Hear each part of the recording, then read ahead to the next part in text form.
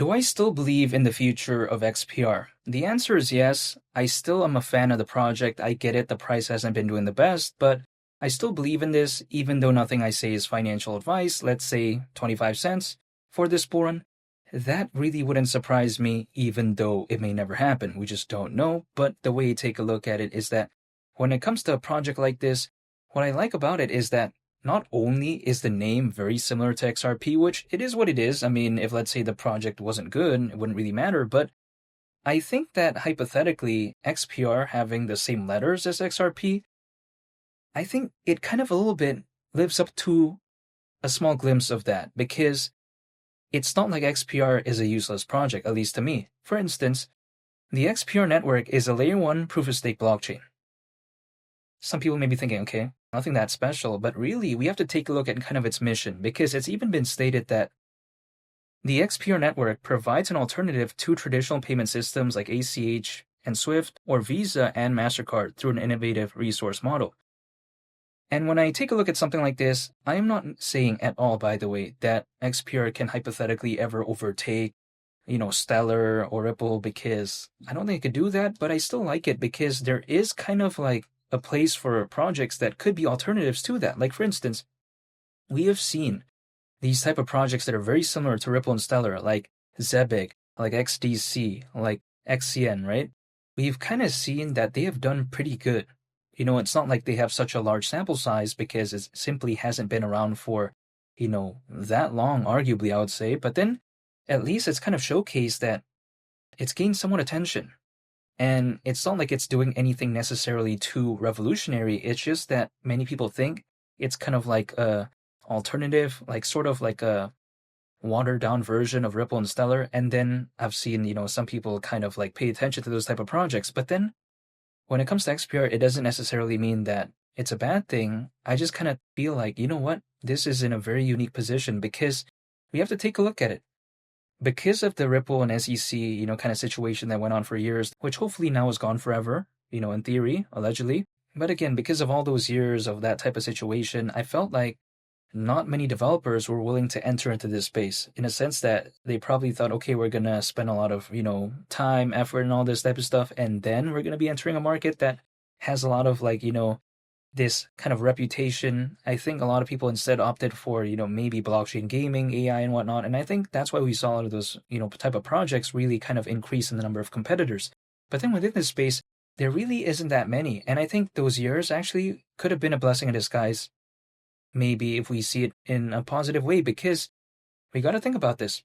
What are the competitors of Ripple and Stellar in terms of, I'm not saying like they're going to ever overtake it or whatever, but I'm just saying in terms of the kind of alternatives that people view it as. Of course, Ripple and Stellar, they're always going to be number 1 and number 2, arguably in my opinion.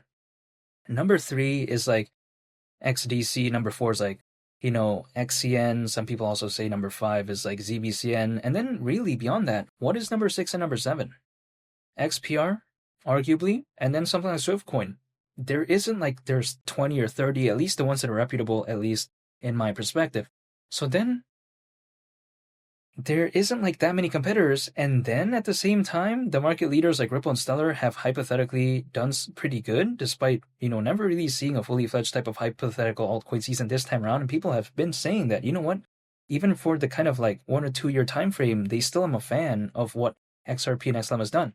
So just kind of imagine that. If let's say there's a fully fledged type of hypothetical altcoin season, what would happen to something like XPR? It doesn't have that many competitors, again, within the space that it's in. Keep in mind, the payments market is currently valued at over $2 trillion, whereas the global trade and finance market is predicted to reach up to $5 trillion in value by 2028, according to Mordor Intelligence. So for as massive as those markets are within this space, right, I'm talking about like, these type of projects, surprisingly, there isn't like, 20, 30, 40, whatever competitors that we see when it comes to, blockchain gaming or AI or whatnot, right? NFTs, all this. There hasn't been that many. So then, this is what I like about XPR. Yes, I get it, the price hasn't been doing the best because, of course, there was a pretty big pullback. And I think that many people that I've seen, they kind of still consider XPR as kind of like, this smaller project. But I don't mind, though, because I kind of like it. I mean, it's not like it's a micro cap, but then the community, I think, is very passionate. I like the exchange listings. It could be better, I'll say that, but then I still kind of like it nonetheless. And not to mention, let's say 25 cents for XPR, let's say it were to go to that price, considering current circulating supply, market cap would be around $7 billion, around a 78x from here. And I get it, some people may be thinking, oh, that market cap and whatnot, but like XRP currently has a market cap that is well beyond $100 billion. XPR has never overtaken that, but XRP has that right now, and we haven't even seen like a fully fledged type of hypothetical altcoin season, many people would argue. So during a fully fledged bull run, if XRP, let's say, did hypothetically better, is this too much to ask for? This is just kind of my perspective. But even besides that point, I feel like actually the factors that we see as of right now in this space, I think it's actually so bullish, despite the market conditions not necessarily allowing for it to kind of live up to its name, because we have over 600 million crypto owners, more than ever before in history, allegedly, and that figure is according to Crypto.com research. Take a look at the hype surrounding the Bitcoin ETF, the Ethereum ETF. I get it. Slight pullback, slight recovery too, but in the grand scheme of things, I feel like the hype is still there when it comes to those ETFs.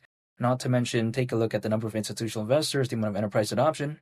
And it's not like, XPR is really playing a large role in that. But then, as the old saying goes, a high tide raises all ships. If, let's say, the market conditions overall just did hypothetically pretty good, I think what we saw when it comes to XPR back then, can it hypothetically, let's say, maybe do better? Who knows? This is just my kind of thinking, my mindset, right? So if we consider how back in 2021, during the peak of that bull run, there was around 300 million crypto owners, and now we have over 600 million, can it be argued that actually the factors right now are looking way more bullish than back then? But then again, the markets aren't really kind of allowing for that to kind of showcase itself. But I think the general kind of like feeling that I have is that if the factors right now are looking so bullish, what would happen if the markets really allowed for this to kind of showcase what it's capable of? Who knows? But I'm still very excited. I'm still very optimistic. And I'm not going to give up because altcoins usually, as a worst case scenario, they typically peak around 18 months after a Bitcoin halving event. The last Bitcoin halving event, happened back in April. So 18 months from then is actually around October this year. And of course, I'm talking about April of last year, not to be confused with April of this year, by the way, but I'm just saying. Again, that's around October this year. Will it be correct?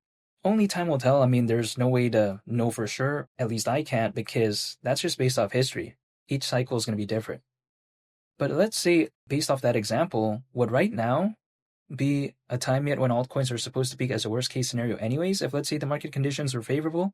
Who knows? But again, at least from that example, no, right? So then, why would I be worried? I'm still going to stay patient. That's literally it. And when I was initially believing in XPR, I thought that maybe it would kind of like, be considered as kind of like, a competitor to ZBCN, which it actually still is. But then they were both kind of similar in terms of like, the kind of attention, but then ZBCN just really took off.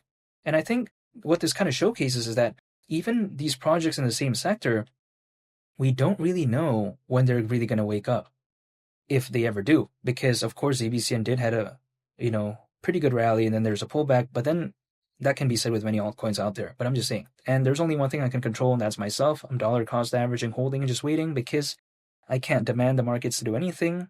I can just stay patient, and literally that's it. And feel free to subscribe if you enjoyed the video. I'd greatly appreciate it. It's Willie the Captain, and I'll catch you all on the next one. I'm out. Peace. Bye.